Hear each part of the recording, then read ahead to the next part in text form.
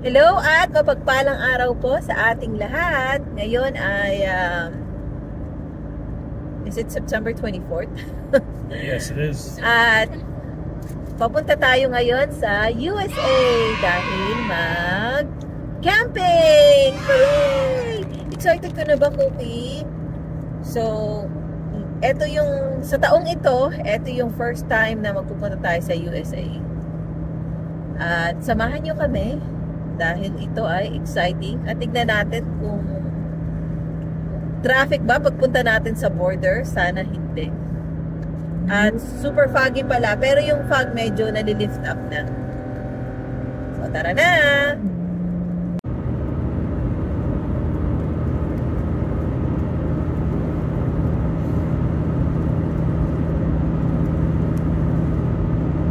What do you mean?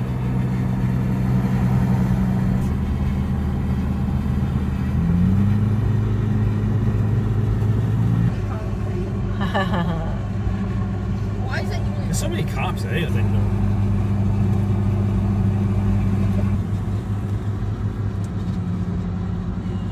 Ayun yung bridge sa border. Tapos, eto. Wala pa tayo sa border. Lalabas pa lang tayo ng Canada.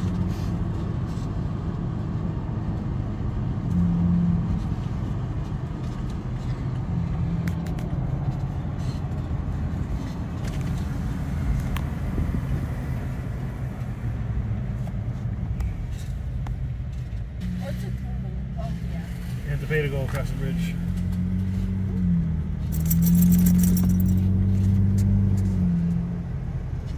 What the hell's this truck doing? Why did the people ask what we were doing? Because she's just taking money, that's it. Oh, so we don't have to go through that kind of stuff. Yeah. Now, finally, Close the back window, please. those bridges are open, eh? Yeah. So, nung huling punta namin dito, ito lang bridge na to. Is this the only bridge that's working at the moment when we... In this area. Ito yung isa, itong kabila, nire-repair siya. Ngayon, oy, tignan nyo kung gaano kataas. Pag dito pala kayo nagna-drive, gusto nyo, ginagawa ko, binubuksan ko yung bintana, tapos parang feeling roller coaster, nagagalit yung mga anak ko. Talaga, pag idikit mo yung ano mo, yung mukha mo sa tabi ng bintana, tignan nyo, oh.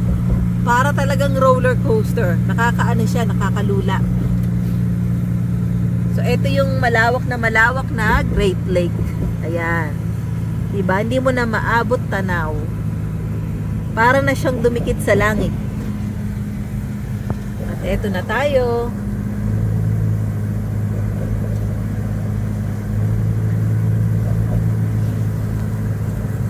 So, this is where we're crossing the states.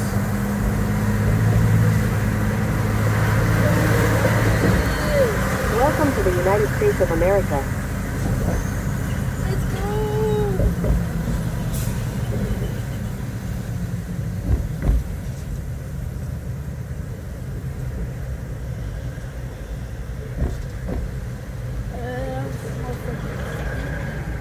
Yeah. This is pigs in front of us.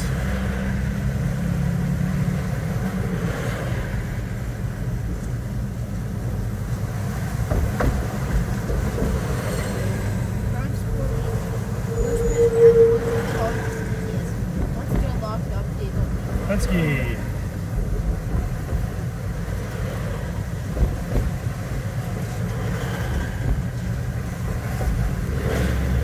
Wow, there's no lineup in the border.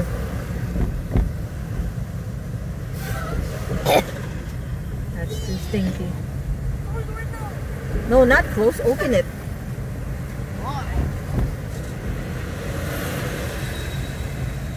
Is this the pigs? That's pigs. Oh, that's the pigs beside you, Lance. And the one in front of us? He's got pigs too. You can see if you're moving in the top. Little did they know that they're gonna get slaughtered. Walang pila sa border. There's no lineup in the border. Oh my gordita crunch. Yes, there's no lineup in the border. Wow! Oh, I have to take out the passport. I'll just take a picture. So, ito pala yung itsura ng border. Kailangan ko nang ilabas yung passport.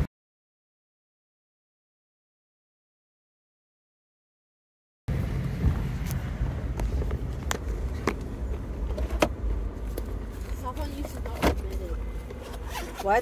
Someone used to not admit it.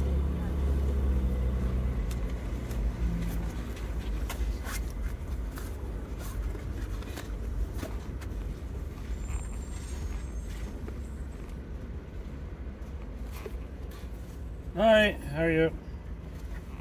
Does everybody know each other? Family. She said pull the window down. Oh, I didn't do it all the way, sorry. Doing it all. I thought it was an auto. Yeah, they can.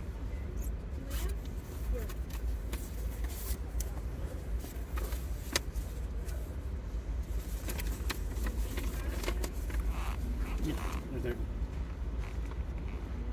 Yeah, that's me. We're going to Fort Custard State Park.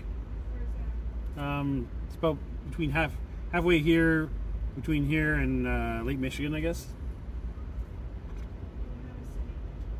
Sorry? I don't know the city of where it is, so I'm sorry. How long do you want to stay there? Until Sunday. What are you going to do while you're there? Just camping. Any food items? Nope. Wood, firewood? No, none. Yeah, you too, thank you.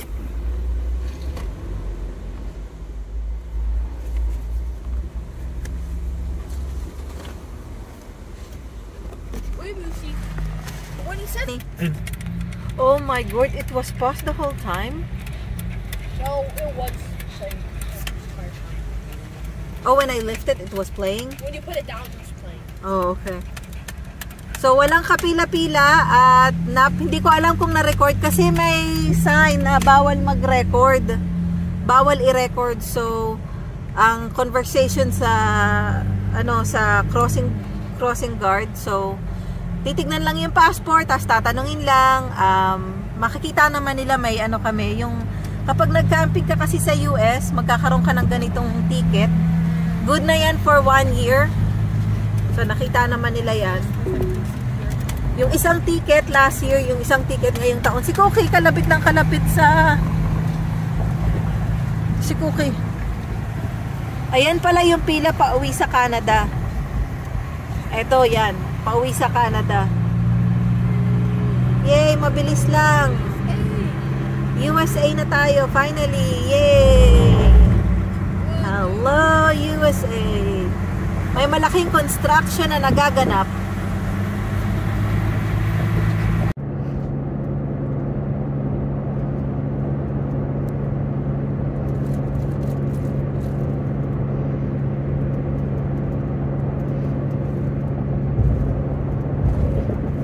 Am I gonna make it this time lapse? Oh man, that thing got destroyed. What thing? That animal was all over the place. Where is it? Nag-stop muna kami dito para mag-gas. Eto si Cookie. Tignan nyo ang dumi ng higaan ni Cookie kasi 2 beses kaming nag-stop. Dalawa ba? 3? 3 beses bago kami nag-cross ng border. At ang lumi-groomy ni Lance ay humahaba na. Ganyan siya. Lalagyan niya na. You're done? Oh, thank you, Mushi. It's on its own. Okay. At ito rin si Lincoln, nagninip. O, si Lincoln naman, ito ginagamit niya tong loom. Can you put it close to your face, Lincoln, please? So I just want to show it. I'm having a tough time taking a video. Thanks, Lincoln.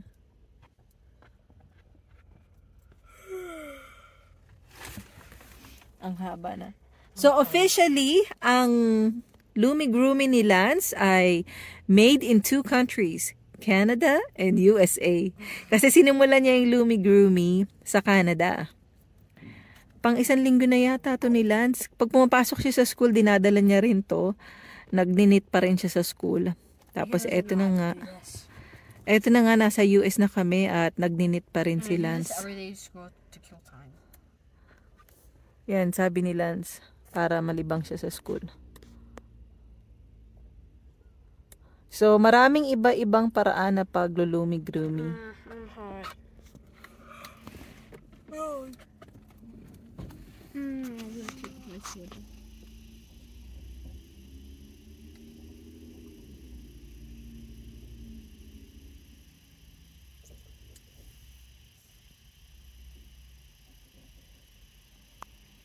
So, ito ang mga aming napamili at i-haul ko na lang pag-uwi ng bahay. Pag-uwi ng RV.